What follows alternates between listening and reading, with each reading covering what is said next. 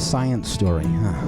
These NYU scientists, I felt right. But I was so And I just thought, well, I had figured it out it was that golden moment. because science was on my side.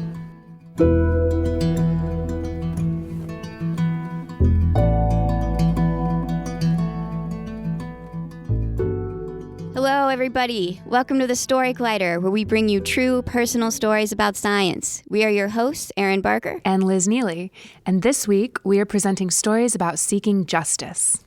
Back when I was in college at Ohio University, I decided to stick around for the summer and keep our student newspaper going. Somebody's got to do it. It's very important for those 3 people remaining in Athens, Ohio in the summer journalism months to be informed.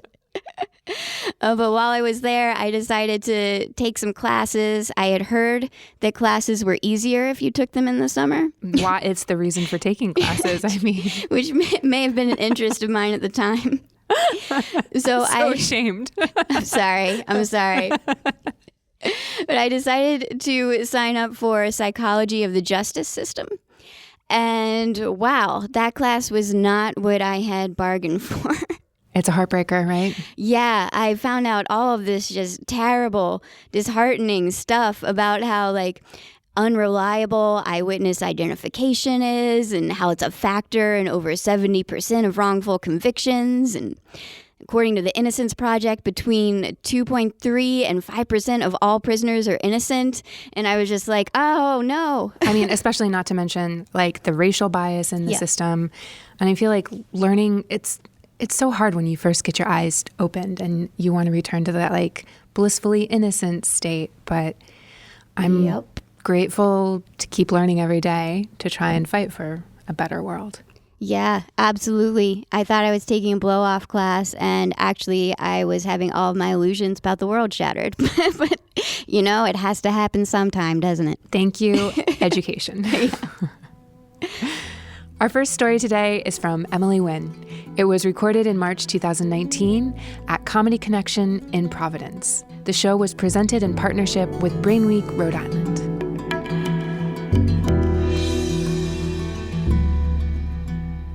So my freshman year of college, I get a phone call from my mom.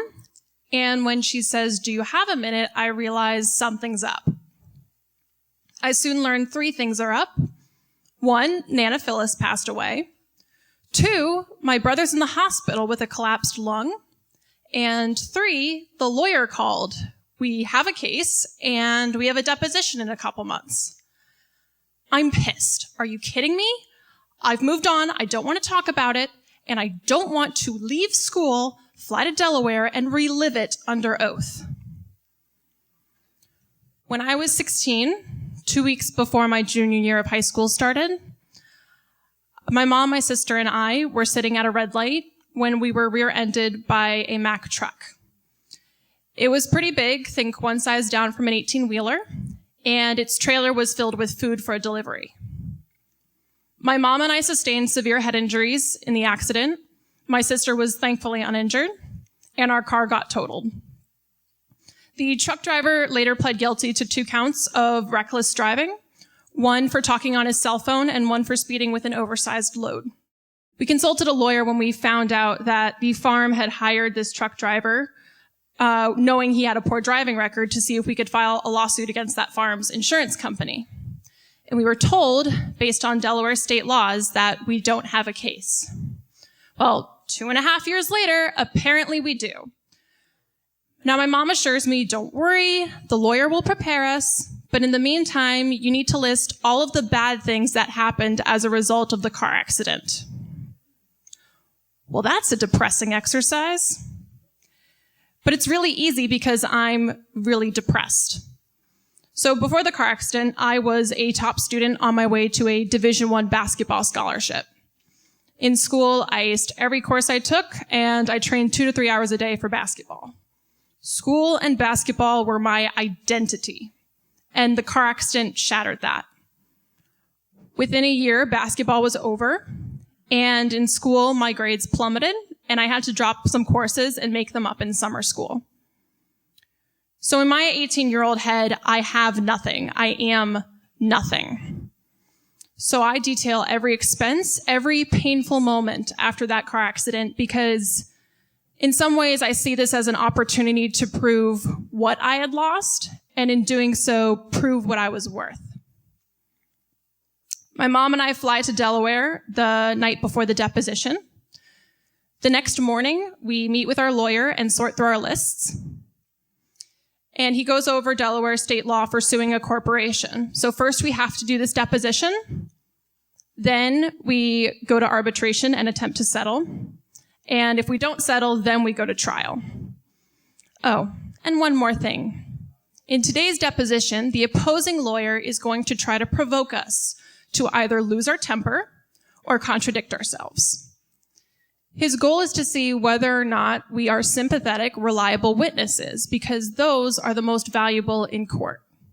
So no matter what happens, we have to stay composed and we have to stick to our story. We enter a conference room with a long table. At the head of the table sits the court reporter. My mom, our lawyer, and I sit on one side, and the opposing lawyer sits on the other. And my skin crawls as he insists my mom go first, and I soon realize why. He interrogates my mom over her decision to travel that day without her husband, and how she could possibly claim any worth or income loss as a mere housewife. He pulls out her gynecological records from 20 years ago. He even asks her how her sex life with my dad changed after the accident. Now, she keeps a straight face through this, as do I, but my blood is boiling with fury because this guy isn't just questioning us, he's intimidating us. And now it's my turn. Half of my brain is thinking, oh my God, what does this guy have on me? And the other half is thinking, bring it, jackass. He starts by having me relive the accident. That part's quick because my account lines up with my mom's. He then asks if I have any lingering symptoms. I say yes. He says, well, your neurologist said you shouldn't have any more, so you're contradicting a doctor. I tell him doctors are humans, and sometimes humans make mistakes. So he says, fine, what are your symptoms? And I tell him about my headaches, how I'm light and noise sensitive, how I sometimes slur my speech, I sleep more than most people do, I struggle with depression, and he cuts me off. He says, you can't cite depression. You were diagnosed with that before the accident. Okay, like getting hit by a truck doesn't dampen your mood. Regardless, he was wrong. That diagnosis he was referring to was a misdiagnosis. He continues with my medical history, which isn't a surprise because I've had 3 other concussions. So when I was 5, I slipped on black ice and smashed my head on a slate stair. A few hours later, when I started vomiting, my parents took me to the hospital, and there a CAT scan revealed I had a fractured skull and a golf ball-sized blood contusion on my parietal frontal lobe. That was physically the worst of my 4 brain injuries, but emotionally the easiest. I don't remember much. I remember getting get well cards from my kindergarten classmates. I remember I couldn't go to recess for a few months, but after that, I was fine and my head didn't hurt again until the accident. When I was 16, this is my junior year of high school, about 5 months after the accident, I was in a basketball game and I took an elbow to the jaw. Now that concussion was easy. It only took 6 weeks to recover. Senior year, when I was 17, this is about a year after the car accident, I dove for a loose ball in a basketball game and I took a knee to the face. That one took 3 months to recover and it officially ended my basketball career. Now I acknowledge that both of these concussions had contributions to my long-term symptoms. But the fact about concussions is the more you get, the more susceptible you are to get more. I've taken plenty of hits throughout my 12-year basketball career, and none of them resulted in concussions until the car accident. And now for his lawyer ambush. Do you drink? No. Do you smoke? No. Then what do you do for fun? I work in my school's cafeteria and tutor children from low-income communities. This is where I remember, oh, that's how being a dork pays off. He continues to attack my social life. And at one point he goes, well, if you've never had a boyfriend, how do you have friends? And I explained to him that having friends and dating are in fact different. But deep down his words sting because I already know I'm an awkward, gangly, loud-mouthed, never been kissed 18-year-old woman, and I really don't appreciate his reminder of that. He moves on to pick apart my basketball career and my scholarship prospects there. And he asks, are you sure you were that good? And I give him a confident yes, only because I'd rehearsed it 10 times that morning with my lawyer. I'm told by people who saw me play that I was good enough to play in college, but I still feel like since I never actually played in college, I failed to reach that level. He finally pulls out my high school transcripts, and he asks how much school I missed. Totaling absences, tardies, and early dismissals, I probably missed about 100 days of school in my last 2 years of high school.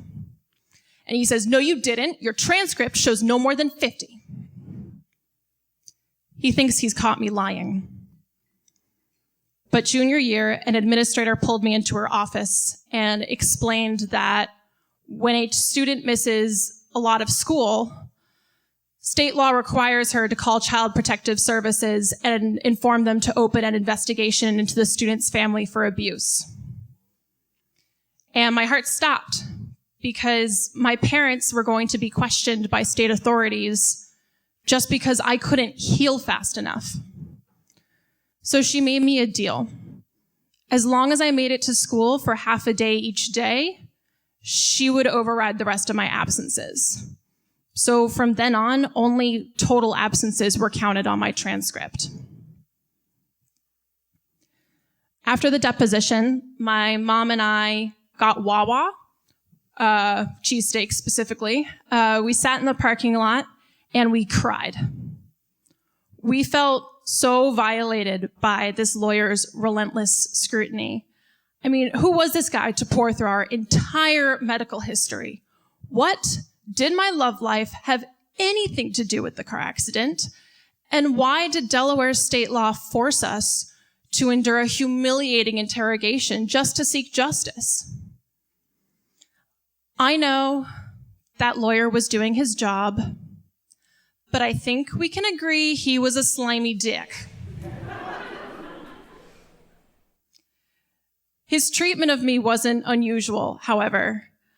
In high school, teachers, staff, parents, classmates all accused me of faking my injuries for my own benefit, whether it was to skip school or miss homework assignments. One teacher even told me to drop out. Once I was no longer a top student or a star athlete, I couldn't get good publicity for the school. So to them, I was worthless. And it didn't matter how much proof I had. Every day for 2 years, I had to fight accusations that my concussions were a lazy millennial's pathetic excuse for mediocrity. Is that different from a lawyer trying to brand me as a spoiled college drunk using concussions for free money? It took years and a lot of therapy for me to realize that my worth is not determined by the length of a CV or the amount of money won in a lawsuit. My worth is inherent with my human dignity. My worth also shows in my resilience. I didn't drop out of high school. I graduated on time. I went to college, and now I'm doing a PhD in applied math. And there are days when I have to leave my office early because of a migraine. And on those days when light physically hurts and it feels like someone's tightening a metal clamp around my skull, I resent my brain for being temporarily unable to work. But it's on those days that when my phone rings and I see it's my mom, that I feel a rush of relief because I know that I'm loved no matter what my brain can do. Thank you.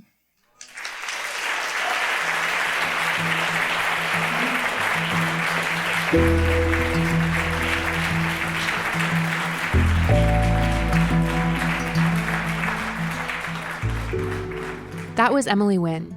Emily is an NSF Graduate Research Fellow and PhD candidate in the Division of Applied Mathematics at Brown University. Before she was at Brown, Emily spent a year in the Visiting Students Program at St. Edmund Hall at the University of Oxford. Her research interests lie at the intersection of statistics and information theory, and her current work applies those to genomic data. Outside of school, you'll find her erging in the gym. I looked it up. That's killing it on the rowing machine for those of us who don't do. I don't know if it's erging or urging, but it's cool. And she also loves screaming at the Red Sox on TV and binging the latest Netflix comedy specials. Just a reminder before we move on to our next story, you can go to patreon.com/thestorycollider and sign up to be one of our Patreon donors. We are so grateful for the monthly support that we receive from our Patreon donors. They help us make our shows more diverse, more accessible, and just overall better. And we really appreciate that. Now, for a limited amount of time, you can also take advantage of our special offer. Until this Tuesday, December 10th, if you sign up to be a donor, you can receive a Story Collider coffee mug. And let me tell you, these are no ordinary coffee mugs. They are both substantial and stylish. Take it from fashionable Liz Neely. What's the best way to learn a new language? Immersion. But sometimes that's not in the cards. But you can still learn a language the second best way, and that's with Babbel. Now, I might only be 1 week into learning German with Babbel, but I'm so excited to start being able to speak German with my mom. With Babbel, you can learn everything you need to have real-world conversations, and all it takes is just 10 minutes a day. One study found that using Babbel for 15 hours is equivalent to a full semester at college, which is bonkers. But Babbel is conversation-based learning with science-backed cognitive tools like spaced repetition and interactive lessons created by real language teachers and voiced by real native speakers. So here's a special limited-time deal for our listeners. Right now, get up to 60% off your Babbel subscription, but only for our listeners at babbel.com/story. Get up to 60% off at babbel.com/story. Spelled BABBEL.com/story. Rules and restrictions may apply. Now we'll go ahead and move on to our next story. Our next story today is from Brandon Ogbunu. It was recorded in June 2019 at the Rhode Island Convention Center in Providence. The show was presented in partnership with the Diversity Committee of the 2019 Evolution Meetings.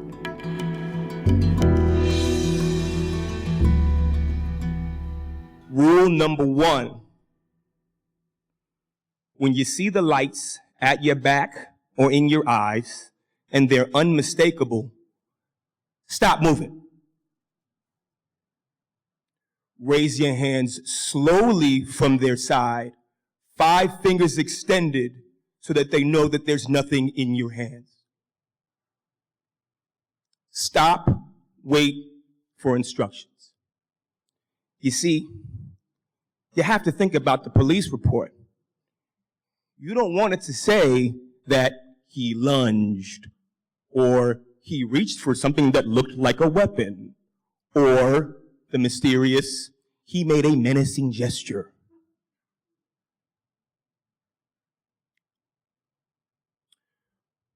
No, officer, I'm not carrying any weapons. That's rule number 2. Use officer early and often. Why? You have to let them know that you know the power dynamic. After all, they got the badge and the gun. You, you were just born with the wrong set of physical traits. Officer number 1 stood with the gun loaded, pointed towards me, ready to go, ready to be a hero. Officer number 2 approached. Are you carrying any drugs, sir? Sir, I guess I respect that. No, officer. After a thorough search, and I mean thorough, The interest turned to the contents of my backpack, a black JanSport that had some bad graffiti on the small pocket. I was a senior at Howard University, a chemistry and mathematics major at the time. And like most people at that stage, my backpack told a lot about me. There was some moldy potato chips in the bag, right? Some sketch pads and some notepads, a copy of Source magazine, and a couple mixtapes, and I mean real mixtapes, not the stuff that you guys do.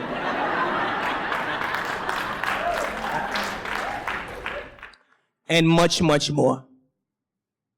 Officer number 2 had to sift through the contents, and I heard all the ruffling. Eventually, Officer 2 emerged with an object of interest and slammed it on the hood of the car, and under the flashlight, it went. Leninger, Nelson, and Cox, Principles of Biochemistry, 2nd edition. Officer 2 was persistent, however, and raised the book and shook it out, trying to find the contraband. And Officer 2 was successful. Down went several note cards that were placed in the chapter on Michaelis-Menten kinetics. Officer number 2 was persistent still and ruffled through the contents of the bag and emerged with another item, a little bit smaller, slammed it on the hood of the car. A draft of my senior thesis, highly annotated, with the title, The Liberation of RNA.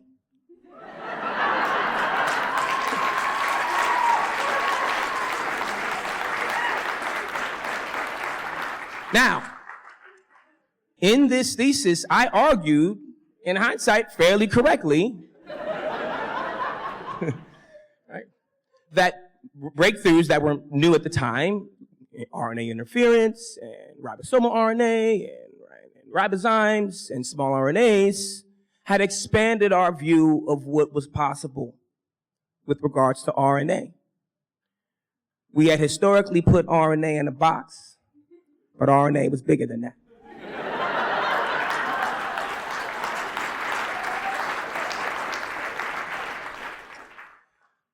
I conducted this research in the laboratory of Susan Gottesman at the National Institutes of Health.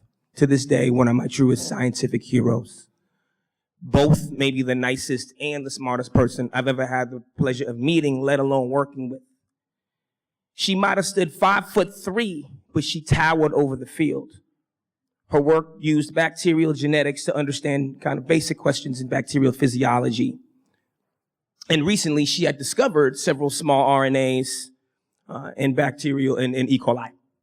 And I focused a lot of my work in my lab on that. I owed a lot to Dr. Gottesman. She saw talent in me before I did. She believed in me and gave me an opportunity. And a lot of the greatness of Dr. Gottesman came out in my failures. I was coming from chemistry where, like, yeah, you might have an explosion, but there was no contamination, you know. Right? And so I had fairly heavy hands in the laboratory. And she would say things like, you being smart is not going to make a correct bacterial growth curve, Brandon. Or, even better, yeah, I think you'll be a good theoretician one day.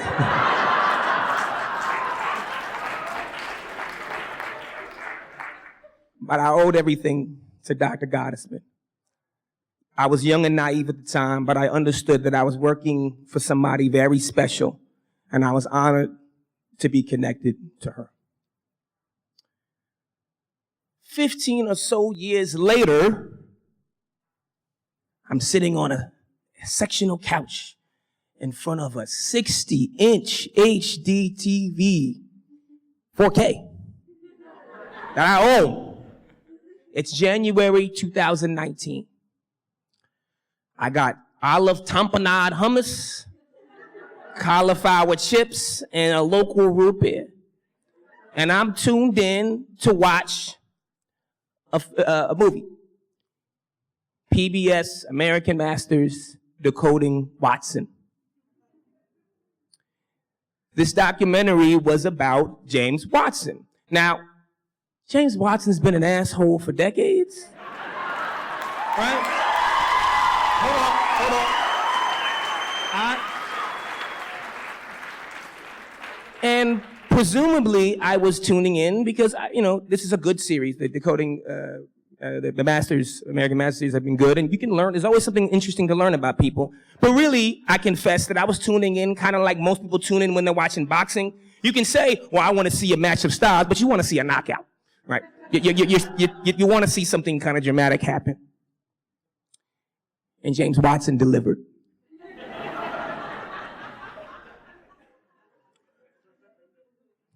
Doubling down on his 2007 comments, where he said, though I hope people are equal, people who have to deal with black employees don't believe this to be true. He had further things to say about black people and white people, differences he attributed to genetics. My visible demeanor oscillated between kind of horrified shuddering and kind of uncomfortable laughter. But inside, I was hurting. Interestingly enough, however, those comments were not the most notable part of that documentary film. What I noticed was several notable female women scientists, right, were in the film and had passed through, right, his lab at various points and were talking, famous people. And I was like, wow, this is very interesting given, right, Watson's right, similarly problematic past when it comes to, right, gender and things in other topics. So I said, that doesn't quite fit my narrative. And that's pretty interesting. And to his credit, none of the women scientists said that working for him, that the environment was particularly toxic. They kind of had interesting things to say about his personality, but I found that to be very, very interesting. So then the question emerged in my head. I wonder how many other famous women scientists worked for James Watson. I took my inquiry to Google. James Watson, academic family tree. Now, there are websites dedicated to being able to track a genealogy academically the same way, right, you do with your family, and there's a site, academicfamilytree.org, I believe. I click on it. At the top of the page, one of those classical James Watson photos with the insufferable smile and the bad hairline. Right? My eyes went down the page. It said parents. One of the parents, Salvador Luria. I said, oh, did no Watson work for Salvador Luria? Interesting. My eyes scrolled down the page and it said children. And the first name in the children's section, Susan Gottesman, research assistant. Now, my response was in my mother tongue, a highly technical language. Get the fuck out of here. Wait, can't be true. All right, but it was true. Right. There was no section that read grandchildren, because if there was, and there was no section because his grandchildren likely number in the thousands at this point. But if there was, one of them would have been an evolutionary systems biologist at Brown University who likes long walks in the park and open world video games, and whose mother experienced the Jim Crow South, and whose great-grandmother was born a slave. But what are academic connections anyway, really? Like, I don't know them, I hope I never know them. The connection is kind of nebulous and tenuous in these types of ways that kind of don't matter, right? But the connection between me and James Watson is about more than the profession. And the connection between all of us and James Watson is about more than science. James Watson was officers number 1 and number 2. James Watson is why you feel unwelcome in your job. James Watson makes you feel like an imposter. And more broadly, James Watson tells people they're illegal. James Watson separates families. James Watson puts children in cages. James Watson, my academic grandfather. The contents of my backpack were spread all over the police car at this point, the hood of the police car at this point. Officer number 1 and number 2 looked at each other. It would have looked like, what the hell do we do now? Eventually, officer number 1 said, you can get your things and go. Now, this was supposed to be humiliating. Here I am minding my business, and I have to stop and put all my things back into the bag. But sometimes resistance is best dealt quietly. And so I figured out a way to make this work for me. I took my sweet ass time putting my materials back into that bag, one by one. And with it, I was saying 2 things. A, them hands y'all got on them guns could help me put these things back in this bag. And B, the things I'm putting in this bag, the ideas they contain, some mine, some from others, are valuable. I have people in the world who love me. I have dreams of one day being a great professor. And I had to be at work in the morning in the Gottesman lab. As I was completing the process of putting the things in my bag, I looked at the last item, that thesis, the liberation of RNA, and I put it in the bag and zipped it. I didn't miss the opportunity for one last slam dunk. I turned my head to the officers, said, have a good night. I slung the JanSport around my shoulders. I eased into a deep New York strut. On a road to a career in science, a very rugged fitness landscape, full of peaks and valleys, successes and failures, friends and enemies, Susan Gottesman's and James Watson's.